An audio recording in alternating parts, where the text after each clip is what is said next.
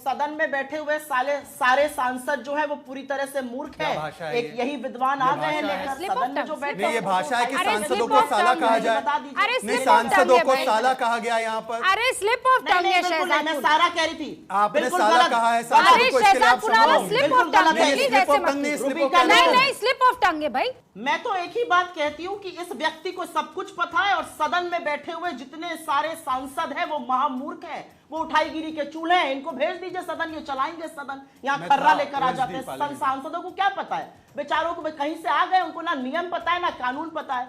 खरगे जी तो 10 बार के चुने हुए जनप्रतिनिधि है ना, वो खड़े होकर बोलते हैं और कहते हैं कि 50 एप्लीकेशन आपकी आई है रूल 267 के लिए, आप उसको एक्सेप्ट क्यों नहीं करते? जब मैं बोलना शुरू करता हूं मेरा माइक बंद कर दिया जाता है। ये तो उनके आत्मसम्मान को आप ठेस पहुंचा रहे हैं। एक व्यक्ति है, सांसद है, नेता प्रतिपक्ष है, उसको आप बोलने नहीं देते हैं। ये आपने संसद की कार्रवाई करी हुई है। और एक बात की 100 बात है। देखिए, एक बात का जवाब दीजिए, आप भी दीजिए, भाजपा भी दे। क्या Narendra Modi as prime minister of India को इस देश के सदन में बोलना चाहिए या नहीं चाहिए? वो क्यों भाग रहे हैं? और मैं 2-3 बातें, क्योंकि लगातार राजस्थान की और छत्तीसगढ़ की और यहां वहां की बातें हुई। इस देश ने पहले भी प्रधानमंत्री देखे, कोई आजाद भारत के पहले प्रधानमंत्री तो नहीं है मोदी जी। अब मैं आपको 2 वाक्य बताती हूं और करारा तमाचा पड़ेगा विपक्ष के प्रतिनिधि पर, और सुनिए ये बात ध्यान से। कोकराझार असम में हिंसा हुई थी पार्लियामेंट के 2012 में। मनमोहन सिंह जी रिलीफ कैंप गए, निकले अरे वहां से, मैडम, मीडिया को पार्लियामेंट में संबोधित आपने किया। बोला है ना, एक हफ्ते बाद प्रधानमंत्री ने भी तो बात रखी है मणिपुर पे, सदन में बयान दिया। बीच में मत बोलिए, चलिए बीच में मत बोलिए, बीच में मत बोलिए। ओके, चलिए बोलिए, आप बोलिए, पूरा कीजिए, आप लंबा बोलिए, मुझसे ज्यादा बोलिए, आपको ये पता होना ये जाके उत्कृष्टता कहीं और किया करो। थोड़ा संवेदनशील मामलों पर बोलने की सुप्रिया जी, आप मेरी क्लास की टीचर नहीं है, ना इस शो की एंकर है, वो काम आपने छोड़ दिया। आप बोलिए, मैं आपका बहुत सम्मान करता हूं। एक सेकंड आप दोनों रुकिए ना भाई, इतनी बढ़िया डिबेट चल रही थी, इतनी बढ़िया डिबेट चल रही थी। सुप्रिया जी एक सेकंड फिर से दोबारा बताइए, हाँ दोबारा बताइए, हम नहीं सुन पाए। आप कह रही हैं 2 एग्जाम्पल आप देने वाली हैं, दोबारा बताइए वो पहला एग्जाम्पल। हाँ, मैं मौका 2 एग्जाम्पल देना चाहती हूँ कि ये देश कैसे चलना चाहिए और ये देश कैसे चलता है। एग्जाम्पल देने जरूरी है, क्योंकि नरेंद्र मोदी पहली बार प्रधानमंत्री नहीं बने इस देश के, इसमें पहले भी प्रधानमंत्री रहे। 2012 में कोकराझार में हिंसा हुई, देश के प्रधानमंत्री मनमोहन सिंह जी वहां गए, वहां जाकर रिलीफ कैंप में गए, मीडिया को संबोधित किया, एक हफ्ते बाद सदन में बयान दिया। 2012 दिसंबर में निर्भया का वो कांड हुआ, रूबिका जी आपको भी याद होगा और मुझे भी याद है। इस देश की आत्मा को झकझोर कर रख दिया था उस कांड ने, क्योंकि हम सब सोचने को मजबूर थे कि एक अकेली लड़की के साथ ये 5 दरिंदे ये हैवानियत कैसे कर सकते हैं। सारा देश सड़कों पर उतर आया था, मीडिया सड़कों पर उतरा था, सवाल पूछता था, न्याय की गुहार लगाता था, और इस देश का प्रधानमंत्री राष्ट्र को संबोधित किया और कहा कि एक पिता होने के नाते और एक प्रधानमंत्री होने के नाते मैं आपका दर्द, आपकी पीड़ा, आपका गुस्सा समझता हूं, वो जायज है। 2 उदाहरण आपने बताए कि आप प्रार्थना कीजिए। आपने अभी जो देखा, ऐसा ही कृत्य ये पार्लियामेंट में करते हैं। ये पार्लियामेंट के बाहर एक वादा करते हैं और पार्लियामेंट में आकर हर सेशन को बर्बाद करने की साजिश रचते हैं। इन्होंने महंगाई पे चर्चा मांगी थी, ले आए रफाल, रफाल पर मुंह की खानी पड़ी सुप्रीम कोर्ट में। इन्होंने कोविड पर चर्चा मांगी थी, कोविड पर चर्चा के लिए हमने हाँ बोला तो इन्होंने पेगासस लाए, पेगासस पे सुप्रीम कोर्ट की खानी पड़ी। इन्होंने चर्चा मांगी थी बजट सेशन में अन्य मुद्दों की, आए बीबीसी के साथ, बीबीसी ने खुद स्वीकारा हमने टैक्स फ्रॉड किया है, परंतु बीबीसी करते हुए बजट सेशन को भी पंगु बना दिया और आज भी पार्लियामेंट चलने नहीं दे रहे। अब मैंने क्या सवाल पूछा था, मैंने हमारी सम्मानित बहन सुप्रिया जी से पूछा था, 8000 घटनाएं मणिपुर की हुई, वो मुझे कोकराझार का बता रही है। उनको ये भी नहीं पता कोकराझार मणिपुर में नहीं होता, कोकराझार असम में है।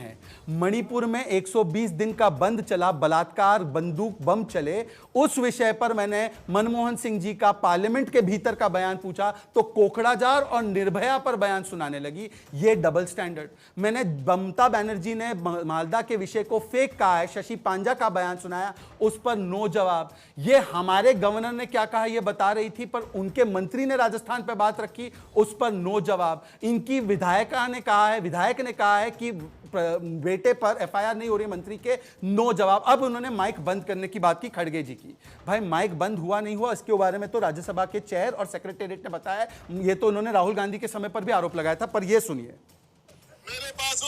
थी, वो डायरी मेरी छीन ली गई। मेरे साथ इन्होंने सारे के सारे 25-50 लोगों ने एक साथ मेरे ऊपर हमला कर दिया। मेरे गुस्से मारे, धक्का मारा, लात मार के मुझे नीचे पटक दिया। मैं आज केवल सुप्रिया जी से, और मैं सुप्रिया जी का अभी भी बहुत सम्मान करता हूं क्योंकि मैं जानता हूं कि वो बहुत ही क्षमतावान व्यक्ति है। सुप्रिया जी, मैं आपसे पूछना चाहता हूं कि ये तो आप ही का आज भी साथी है, इसको पार्टी से आपने निकाला नहीं है। वो कह रहा है कि लात घूसे मारे, आप तो आरोप लगा रही, जो आरोप हमेशा झूठ साबित होते, ये तो कह रहा है। एक सेकंड, मेरी 10 सेकंड और बात हो जाएगी।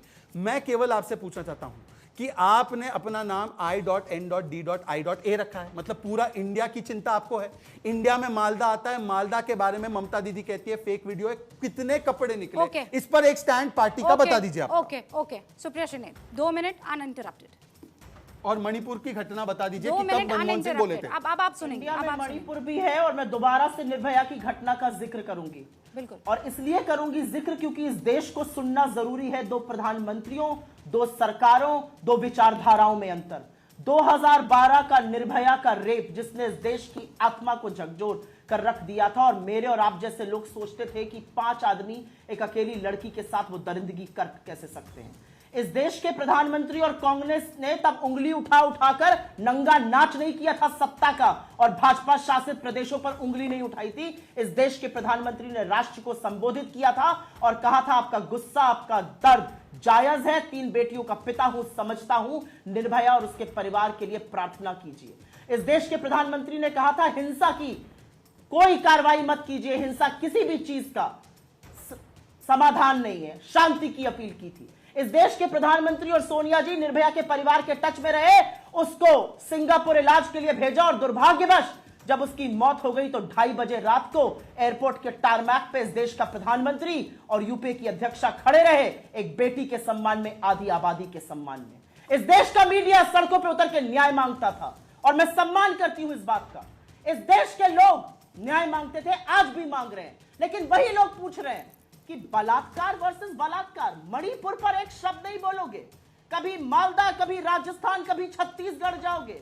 3 महीने से इस देश का एक राज्य जल रहा है, और अब वो आग, वो चिंगारी बगल वाले मिजोरम में पहुंच रही है।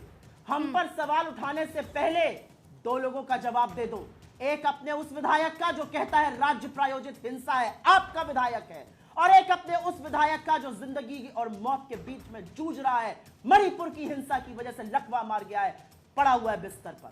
और एक जवाब दे दो वहां की राज्यपाल का। शर्म करो, ये बलात्कार वर्सेस बलात्कार नहीं है, ये मणिपुर का, ये इस देश की बेटियों का, ये कारगिल के योद्धा की पत्नी के आत्मसम्मान की लड़ाई है। और तुम्हारी चुप्पी और गंदी घिनौनी राजनीति दिखाती है कि अभी भी सिर्फ ट्रोल बनना तुम्हारे लिए जरूरी है। तुम्हारे लिए बेटियों का न्याय, मणिपुर के लिए न्याय जरूरी नहीं।